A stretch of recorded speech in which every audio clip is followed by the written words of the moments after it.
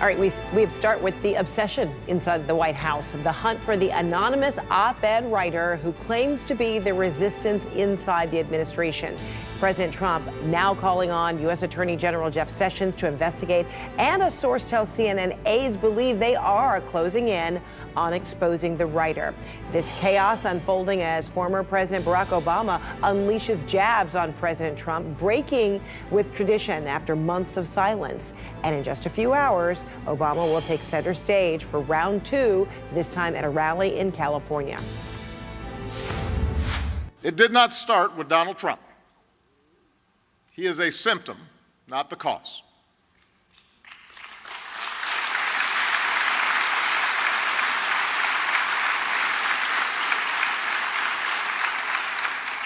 He's just capitalizing on resentments that politicians have been fanning for years. They're undermining our alliances, cozying up to Russia. What happened to the Republican Party? I watched it, but I fell asleep. I found he's very good for sleeping. CNN's Jeremy Diamond is at the White House right now. So Trump claims Obama's speech put him to sleep, but we know it's keeping them awake. You know, who was at the center of this op-ed? So how is the White House going about trying to find this person? Well, the effort is still underway at the White House to root out the senior administration official who penned this op-ed in the New York Times, which really does not portray the president in a positive light. It portrays the president as somebody who makes reckless decisions, whose impulses must be constantly checked by the advisors around him. And the White House is still trying to figure out who this person is. A source close to the White House telling CNN the list has been whittled down to just a few people. But one senior administration official who's already denied writing the op-ed is now out with a rebuttal, and that is Nikki Haley, the United States ambassador to the United Nations. She writes in an op-ed this morning in the Washington Post, "I, too, am a senior Trump administration official." She goes on to say, "If I disagree with something and believe it is important enough to raise with the president, I do it. And he listens. Sometimes he changes course, sometimes he doesn't. That's the way the system should work. And the American people should be comfortable knowing that's the way the system does work in this administration. What's more," she says, "by throwing gas on a fire of endless distraction, the author and the frenzied media reaction to the op-ed have hurt all of us trying to do our jobs for the country." And that is Nikki Haley, who we know has at times broken with President Trump on policy, particularly when it comes to her forceful position with regards to Russia. But here she is saying, look, if I disagree with the president, I raise it with him in person. But we know the president is still obsessed with this notion of figuring out who this anonymous administration official is. In fact, yesterday, he said he wants Attorney General Jeff Sessions to launch an investigation to uncover the identity of this official, despite the fact that the president has not identified any crimes that have been committed. That's typically required for the Justice Department to get involved. The New York Times did respond to the president's suggestion of a possible investigation. They say, "We're confident that the Department of Justice understands that the First Amendment protects all American citizens and that it would not participate in such a blatant abuse of government power." Fred, back to you. All right, Jeremy Diamond, thanks so much at the White House. Appreciate it. So as President Trump intensifies his search for this anonymous writer of that New York Times op-ed, he now wants the U.S. Attorney General Jeff Sessions to launch an investigation to find the author. National security. Yeah, I would say Jeff should be investigating who the author of that piece was, because I really believe it's national security. All right, let's talk about all of this. With me now is Shermichael Singleton, a Republican strategist, Jack Kingston, a CNN political commentator and a former senior advisor to the Trump campaign, and Greg Brower, a former U.S. attorney. Good to see all of you. Good to be here. So, Greg, you first, do you see anything in this op-ed that would warrant an investigation by the U.S. Attorney General? Were there any crimes committed here? On the face of it, Fred, no, there doesn't seem to be any indication that the writing and the publication of the op-ed was in any way criminal. I have to believe that DOJ, based upon my experience, DOJ is likely simply ignoring the comments by the president. It will be interesting to see if the president continues to talk about a DOJ investigation. And I guess what will be more interesting is to see whether or not General Kelly or Don McGahn or someone else from the White House actually calls over to DOJ and formally asks for an investigation. But I have to believe that at this point, DOJ is simply ignoring it. So you prefaced it by saying on the face of it. So you're saying that potentially there could be an area? Well, I just don't see it. I've read it every which way, and I can't imagine how DOJ might see any evidence of a crime there. So no, I can't believe this will actually ever turn into an actual criminal investigation. Okay, so it is clear, however, that, you know, the hunt for this writer is all-consuming for the White House, and this is how Senator Lindsey Graham put it. I've talked to him a bunch. Yeah, yes, absolutely. Well, he's pissed off. He feels betrayed, and I don't blame him. So, sure, Michael, you know, feeling betrayed, he doesn't necessarily blame him.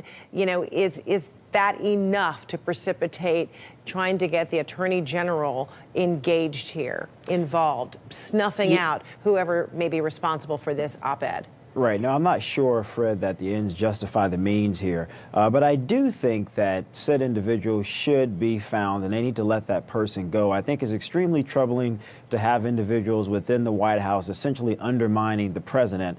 That is not the way our system. What's the troubling part? That someone would feel that way, or the troubling part is that they would write the op-ed, make it public?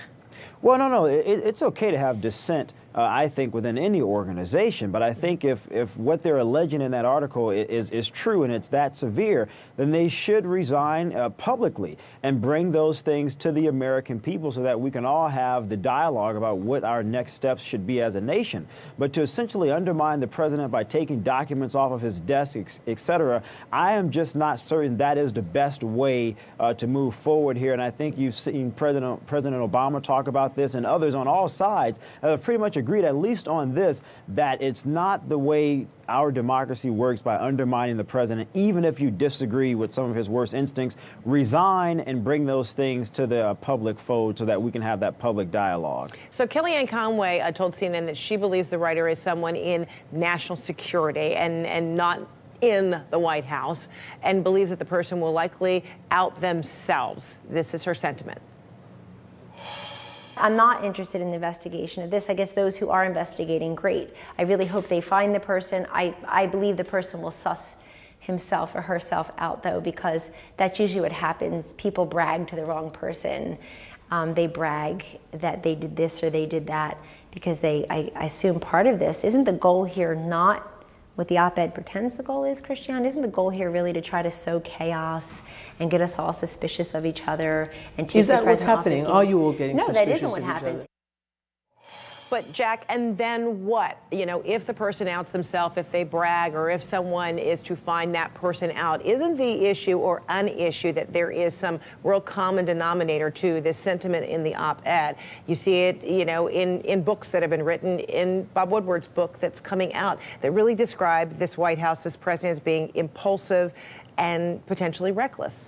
Well, Fred, I think the consensus is among the left.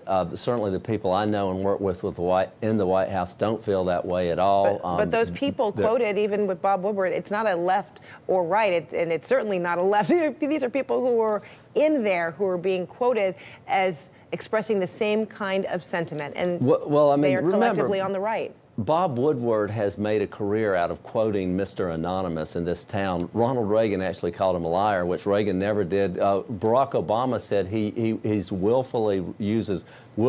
willfully wrong information. President Clinton, President Bush, both Bushes have all criticized Bob Woodward for having a real loose relationship with the truth when it comes, again, to his beloved character, Mr. Anonymous. But that's not, the question and the issue is about the common thread of the complaint of being impulsive and reckless. And you read that in this op-ed, and then we're also seeing that expressed sentiment in books that have been written about inside the White House. Well, let me say this about this. So what about addressing that is really the question. Well, this cowardly peepsqueak, who's probably not really a senior staffer to begin with, and it's probably just somebody who's a wannabe, and it could be a staff turf battle for all we know. I've seen lots of those in Washington where people, take to tactics like this. But if they really were a serious person, if this person was a patriot, if this person was an adult, he or she would step forward and say, look, I was there when the president did some irrational act. We got to invoke the 25th Amendment immediately. It's a matter of national security. I took an oath not to the country, but to the Constitution. But they're not going to do that because the case is not there. I can tell you they would be a hero if they could say, I saw the president do something wild, weird, and wacky. But they're not going to do it because that's not what has happened. So I wonder, Greg, is this op-ed or those who've decided to, express themselves, maybe they're revealing themselves or not, is this really a challenge to being constructive or a challenge to the institutions of checks and balances? In some ways, I believe it is, and I do believe, I agree with Jack that this person should come forward and likely will be identified at some point. It's hard to remain anonymous with respect to something this significant and this explosive in Washington for very long.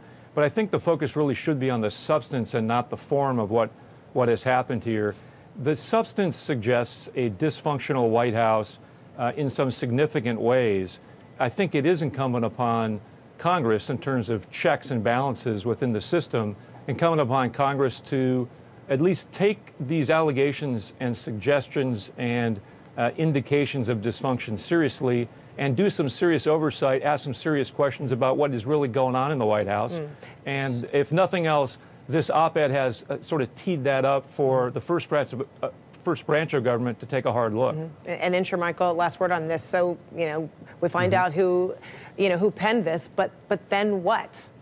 Well, look, I mean, as the author of the piece states throughout, there are other individuals within the administration and throughout the government agencies that do find many of the president's directions to be problematic as it relates to the national security of the country. But again, I think come November, if Democrats do indeed take back the House, and I think you may actually begin to see more of a public movement on trying to have hearings about the president's ability to actually lead and continue to be president.